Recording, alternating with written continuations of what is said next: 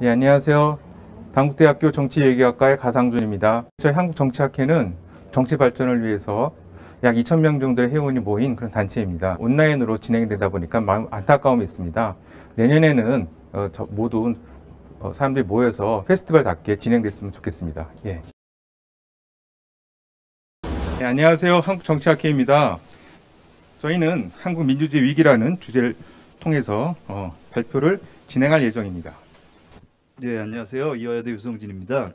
한국 민주주의 위기에 관련된 여러 가지 말씀을 좀 드리려고 합니다. 사실 우리나라는 비교 정치적으로 굉장히 모범적인 국가 중에 하나죠. 많이들 이야기합니다만 경제 성장하고 정치적인 민주주의를 동시에 달성한 많지 않은 국가들 중에 하나고요. 그런 측면에서 보면 모범적인 민주주의 국가라고 얘기를 합니다. 더 이코노미스트에서 이제 매년 발표하는 민주주의 지표를 보면 우리나라의 민주주의는 2008년에 처음으로 이제 이 완전한 민주주의, 풀 디모크라시에 도달을 했고요. 그래서 전 세계적으로도 이제 한국의 민주주의에 대해서는 이의를 제기하지 않는다라는 말씀을 드릴 수 있고요.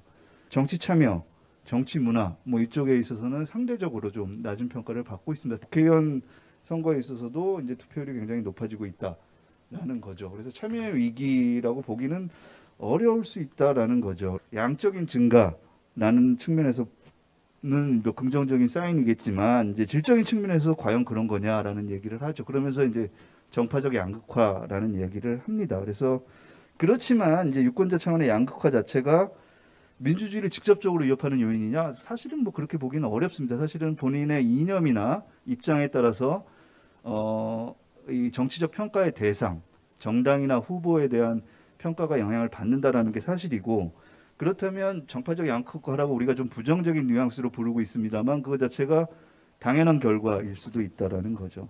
국회 운영에 있어서는 두 가지 상반된 경향이 있다라고 말씀드릴 수 있고요. 첫 번째는 제도적인 측면에서 여야 간의 협치를 제도화하는, 협치를 강제하는 제도의 형성이 계속 있어 왔습니다.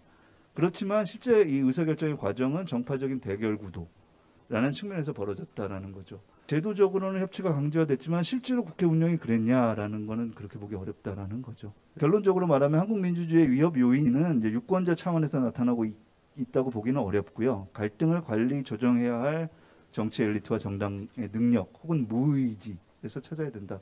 뭔가 새로운 시도는 계속 나타나는데 그게 갈등을 해결하기보다는 오히려 갈등을 조장하는 모습으로 이어지고 있다라는 말씀을 드리겠습니다. 또 한 가지 중요한 꼭지 중에 하나는 이제 중앙 중심의 정치 구도가 여전히 크게 개선되고 있지 못하다라는 거고요. 그리고 세 번째 이제 국회의 다원성 문제인데 이거는 사실은 정당이 굉장히 우리 두 거대 정당이 크게 이제 책임 있는 부분이기도 하죠. 그래서 다수당에 유리한 선거제도 그리고 이제 이 정당의 책임성과 민주성 강화인데 이게 정당 스스로도 뭔가 이 국회 내 규정을 따르는 절차적 민주주의는 과거랑 크게 달라지지 않게 잘 안 지킨다라는 거죠. 그래서 최근에 나타나는 현상 중에 하나가 정치의 사법화 현상인데 이게 어떤 면에서 보면 법원의 판단에 맡긴다라는 게 이제 최종적인 해결책일 수는 있습니다만 다른 한편으로 보면 그게 정당이 무능하다는 걸 보여주는 직접적인 모습이라는 거고요. 선거 국면에 있어서도 유권자가 이제 정치 엘리트들을 혹은 후보를 평가할 수 있는 뭔가가 있어야 되는데 그게 이제 공직선거법에 의해서 다 막혀 있는 거죠. 이거는 그리고 이제 코로나 위기 정부가 결정하면 모든 유권자들이 따라야 되는 상황인데 그 과정에 있어서 유권자들의 목소리가 얼마나 반영되고 있느냐에 대해서는 이제 의문 부호가 찍힐 수밖에 없다라는 거죠. 그래서 그 자체는 이제 민주주의의 원칙에 위배되고 있는 것이고요.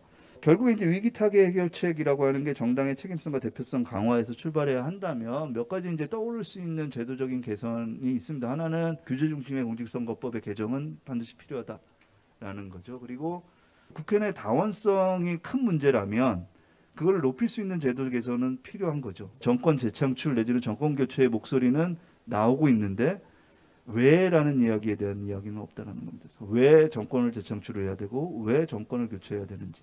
내년 선거가 다가오는 시기에서 반드시 해야 되는 부분이고 유권자들은 유심히 봐야 되는 부분이고 그렇다라고 말씀드릴 수 있겠습니다.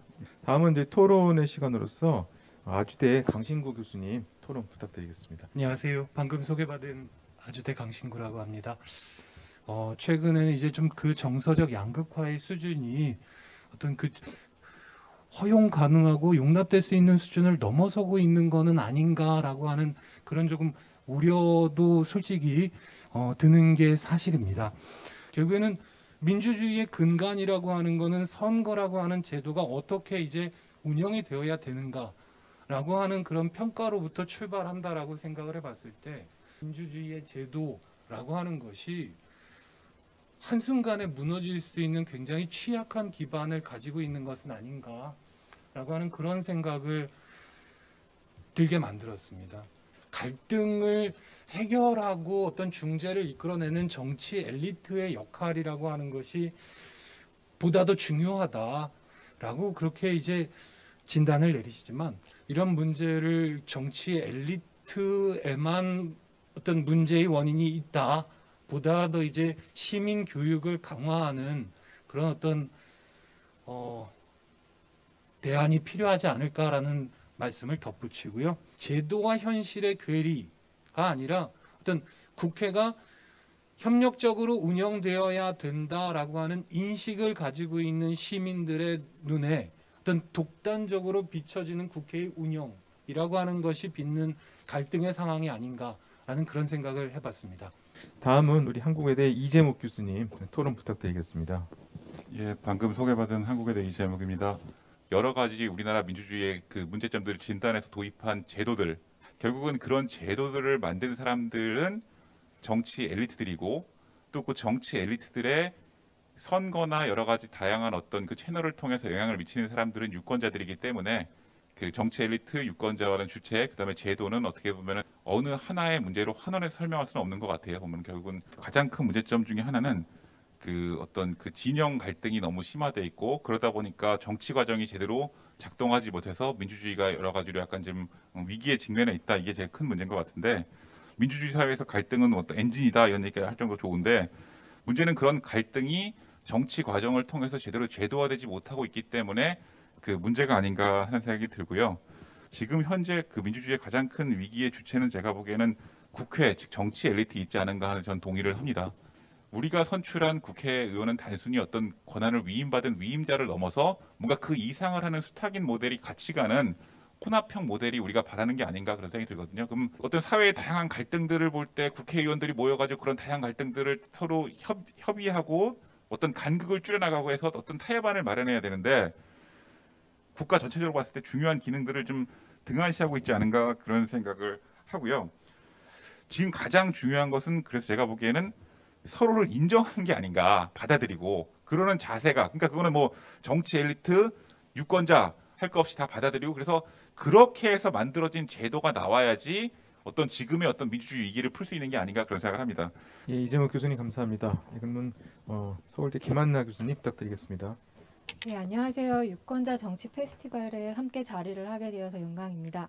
지금의 위기를 극복하기 위해서는 정당의 책임성과 대표성을 강화하는 것이 선행되어야 된다라고 생각을 하고 조금 더 빠르게 바꿀 수 있는 방법 중에 하나가 제도를 개선하는 게 가장 쉽고도 빠른 방법이 아닐까 하는 생각이 들었습니다. 그리고 지금의 국회의원 선거 제도인 연동형 비례대표 제도를 개선하는 일이 그 중에 하나라고 생각을 하는데요.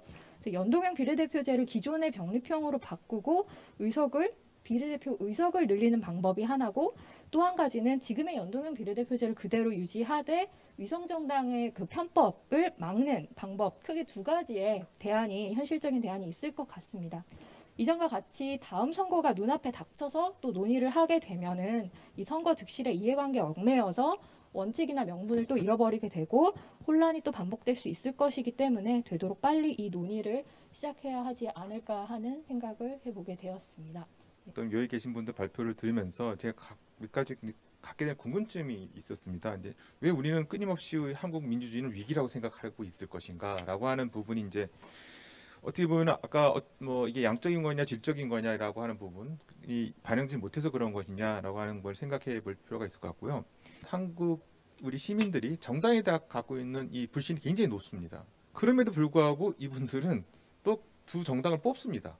결국 이게 왜 이런 괴리가 발생하고 있는 것인가? 결국 선택의 문제가 있어서 그런 것인가라고 하는 부분에서 좀 생각을 해볼 필요가 있다고 생각이 들고요. 국회가 초선 의원들이 항상 높은 비율로 들어오지만 개혁 세력이 들어오기 어려운 그런 상황이기 때문에 국회 개혁이 또 생각보다 우리가 정당 개혁, 국회 개혁이 어려워지는 그런 문제도 있습니다. 그래서 우리가 대통령 선거 결과가 어떻게 될지 모르지만 만약에 정권이 교체된다 그랬을 때 다수당의 민주당이 법안을 안 고치면 그냥 갈 수밖에 없어요.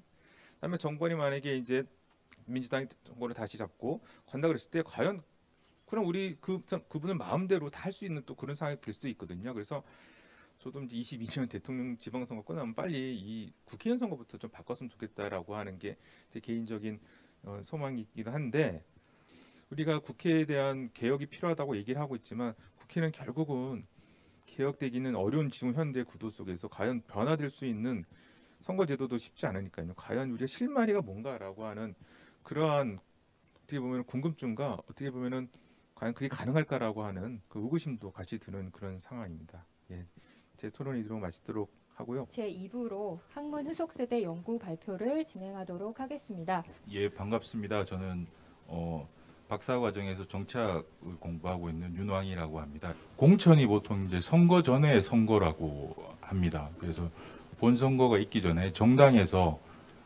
자기들 후보를 내세우는 거기 때문에 선거 이전에 있는 선거입니다. 그래서 제가 연구한 거는 주로 이제 당내의 공식적인 측면, 정당 조직이 영향을 미칠 거라는 걸 전제로 하고 연구를 진행했습니다.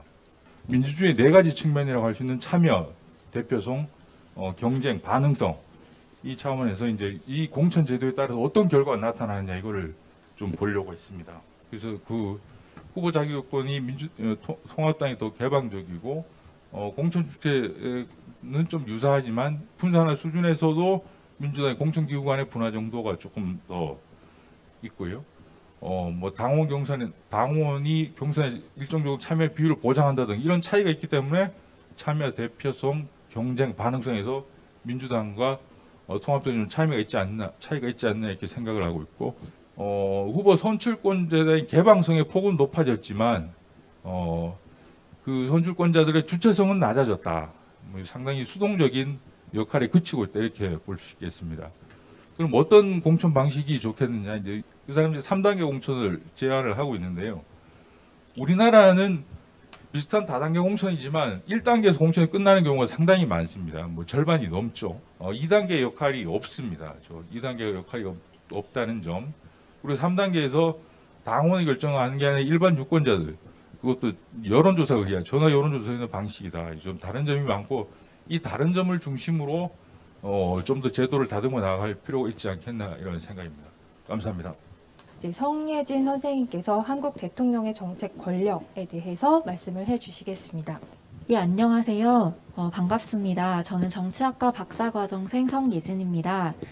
저는 오늘 한국의 대통령이 가진 정책 수단 중에서 대통령이 행정입법을 어떻게 이용하는지에 초점을 맞추어 문제 제기를 해보려고 합니다.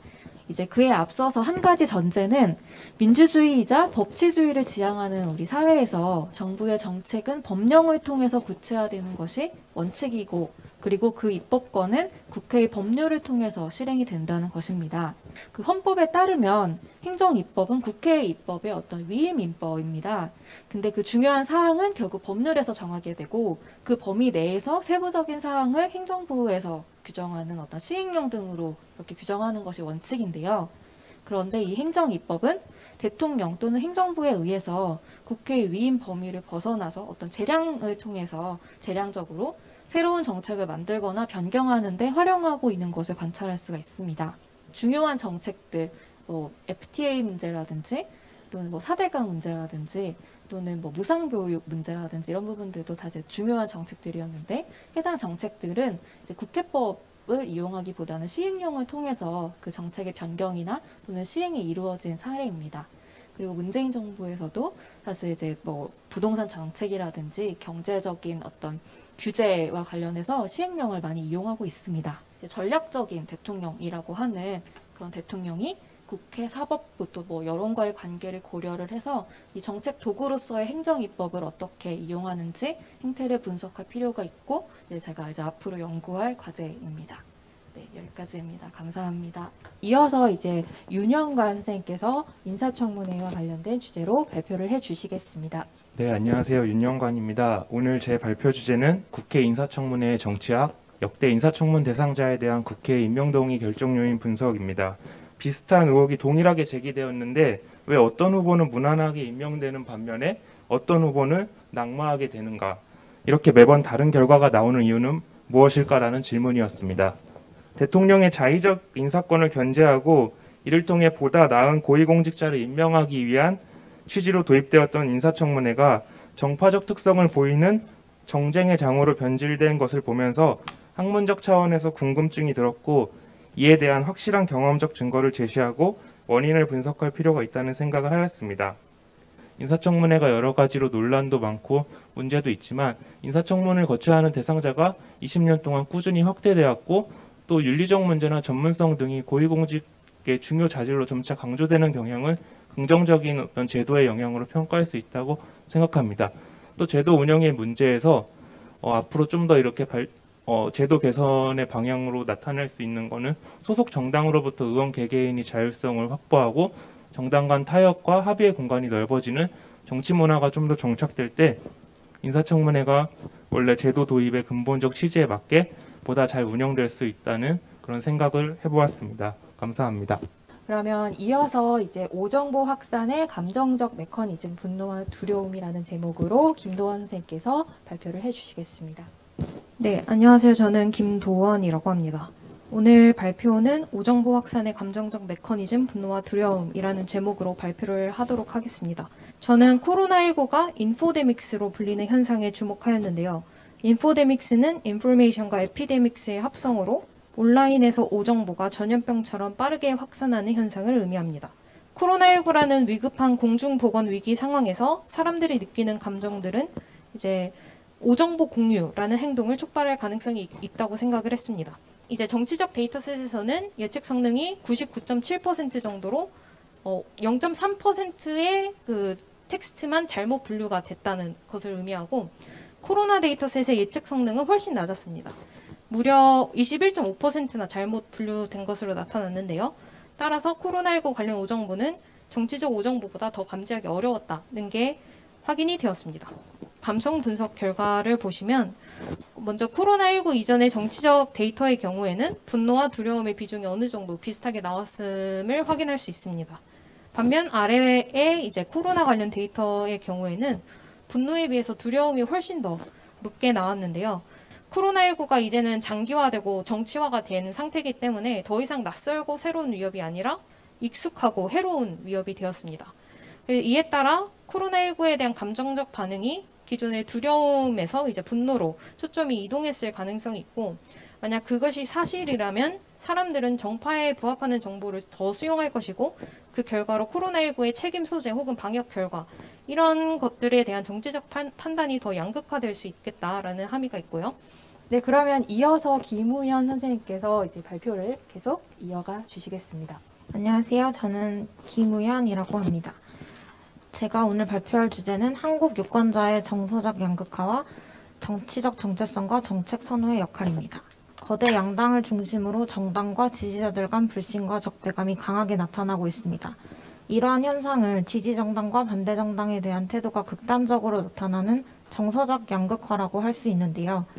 이러한 현상이 이념 집단과 정당 일체감이 강화된 결과인지 정책 선호 차이가 커진 결과인지를 확인하고자 합니다. 정치적 영역에서 정서적 양극화의 효과로는 투표 참여를 증가하고 정당 간 갈등의 책임을 귀속시키고 또 비정치적 영역에서는 내 집단 선호와 지적 도덕적 우월감, 결혼 태도와 특성 평가적 당파적 편향 등이 나타나고 있습니다. 정치적 정체성과 정책 선호가 특정 시점에서 개인의 정서적 양극화 정도와 상관관계가 나타나고 있다는 것입니다. 탄핵 정국 기간 동안 정서적 양극화가 심화되었다는 것을 확인하였고 이 현상은 우리 편과 반대편을 가르는 구분짓기와 당파적 이념적 정체성의 강화로 설명할 수 있습니다. 또한 정책 선호의 극단화 없이도 정서적 양극화가 심화될 수 있음을 확인하였습니다. 예, 오늘 이 자리를 함께 해주신 여러분들께 굉장히 감사드리고요. 앞으로도 좋은 연구 꾸준히 정진하시면서 잘 해나가시기를 기원하겠습니다. 네, 이상으로 유권자 정치 페스티벌 제2패널을 마치도록 하겠습니다. 끝까지 자리해 주셔서 감사합니다.